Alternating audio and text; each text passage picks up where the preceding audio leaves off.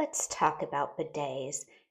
If you haven't had one, you've secretly wondered about them and you've wondered, would it be weird getting your butt sprayed? I'm going to tell you, no, it's not. I have two different bidets in my house. This was my first one. This is the Neo 120. It hooks, I'm going to turn my phone around here. It hooks right here, is where it plugs in, and it simply just goes down here to your water valve and it easily hooks on. It attaches to your toilet seat right back here where you can adjust it for a proper fitting. And when you open up the toilet, you don't see that. You just see this here.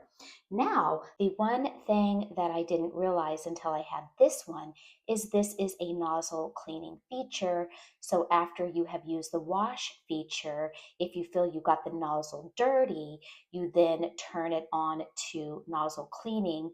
This will spray the water down into the toilet.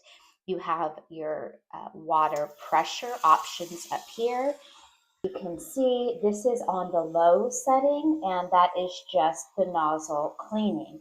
Now, when you do the wash feature, what happens is this nozzle switches up.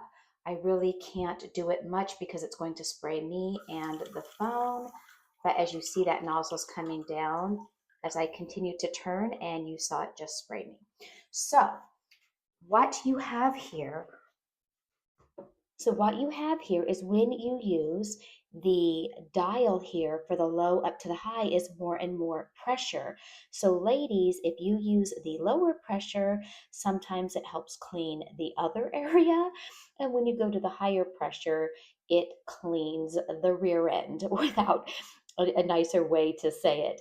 If you've never had one of these, I promise you will love them. I feel a little weird talking about bidet on camera, but now that I've had these for quite some time, I can't imagine not having one. So the Neo 120 has all of these different features as far as water pressure with clear labeling of wash and nozzle cleaning.